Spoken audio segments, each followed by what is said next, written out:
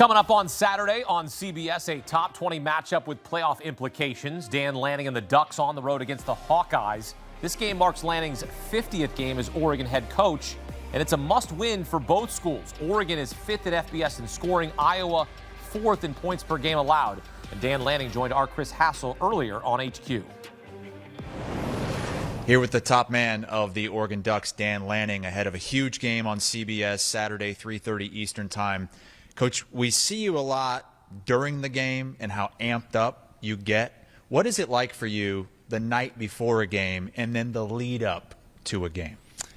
Well, I love the prep. I just love being around our players. Football, is a special game, and the camaraderie of being in a hotel together the night before a game, the build-up and the work throughout the week. I mean, all those things get me excited. And I can't play football anymore, so it's about as close as I can get. So that's where some of it comes through. But usually the night before the game, I got to try to settle down just a little bit. You able to sleep okay night before a game? Depends on the day. Not always, but try to figure out a plan. Well, it's a big game, big moment. You go back a year, you guys were sitting in the driver's seat. You were number 1 in the first CFP rankings. This year, the CFP chair, he kind of called you guys out. He said, hey, strength of record isn't what the other top 10 teams have. How do you take that as a team?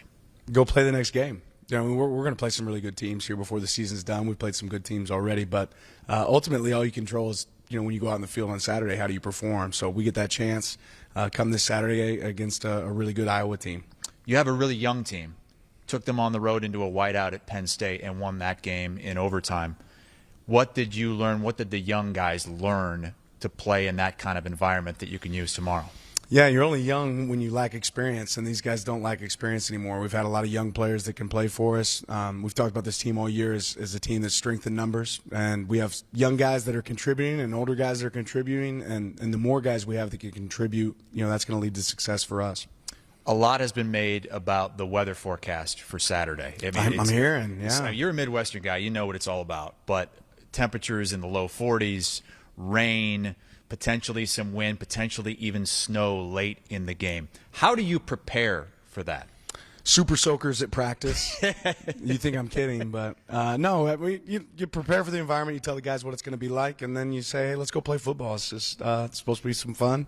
Let's have some fun. It seems like you thrive, especially in road environments like that. What is it about big-time road games that brings out your emotion? Yeah, just the fuel of the opponent, honestly, in the crowd. There's nothing like going to somebody else's house and trying to wreck shop. So we've been lucky to be able to experience some of that so far this year, and certainly in our time here at Oregon. It's a fun challenge. It's not going to be easy, but we get to do it together, and that's what makes it fun. A lot of people have this conception of Oregon as just a high-flying, high-scoring team that maybe isn't as great as some of these other Big Ten teams in the trenches. That's not necessarily the case with you guys. Are you looking to play the way Iowa does in this game tomorrow? Well, I'm not going to give out our game plan. But, the conditions may dictate some of that. And we can play whatever game you want to play. Just put the ball down, and that's what we got to focus on. We're good at a lot of different things. Let's figure out what we're best at and the conditions that we have. You have one of the best young quarterbacks in the country who's been able to do this on the road. What do you tell him going into another environment in a huge game like this? Yeah, go play your game. Your best is good enough. Everybody on our team has a crazy amount of confidence in Dante, and he doesn't have to do it by himself. He can lean on the people around him. So we got to go call a great game for him. We got to have a great plan around him, and I feel good about our plan. So it's time to go execute and let him do his thing. You are facing potentially, in your words, the best returner in college football in Caden Weegan. As a fan, you just say, don't kick it to him. Right. But it's never that easy. What makes it difficult to try to keep the ball away from a returner like that? Yeah, being accurate, especially in wind conditions, is tough. When it comes to trying to flip the field, every time you're talking to special teams, you're talking about big yardage, lots of yards that are covered, and to be accurate with distance is certainly a challenge. And he's been really good all season. The first goal is don't punt.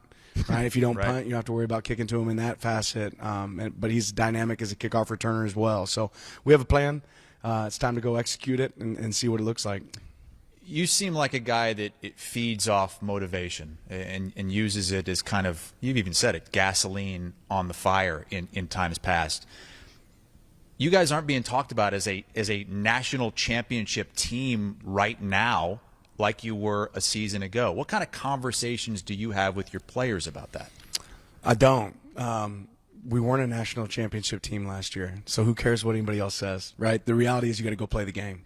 What did you learn last year about going undefeated in the regular season, winning a Big Ten championship, and then it not coming together in the playoff? Was there anything that you learned that you took to this season from that? Oh, there's a ton that I learned, but one, that we aren't there yet, and we got more work to do. But we've made changes. We've adapted for this team, and ultimately every team's a new team, and you don't get to script it. You don't know what's going to play out like. The ball bounces different ways every week.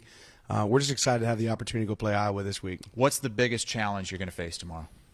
That's a good question. I think that they are really good on defense. They're going to choke you out. They've got great special teams play. They run the ball really well. I mean, this is a complete team, and Coach Ferentz has some experience on me, so I got some work cut out for me. But I think what we got to focus on is each guy doing their 1/11th, doing their one part, and that's the rest. Again, when you get out there on the field, if everybody does their job, the rest will take care of itself. The ball might bounce a couple different directions, but if we handle adversity well, get excited when our moments happen and we get a chance to take advantage of them, we'll see how it all plays out. Well, best of luck tomorrow. Dan Lanning, head coach of the number 9 ranked Oregon Ducks, taking on number 20 Iowa, CBS 3:30 Eastern. Chris, thank you. Chris is a huge Iowa fan, like huge Iowa fan. So I'm curious if he had a couple shots at Dan Lanning for this game. Join Brad Nessler, Gary Danielson, Jenny Dell, 3:30 Eastern on CBS, streaming live on Paramount+. We'll have pregame, postgame coverage right here on CBS Sports HQ.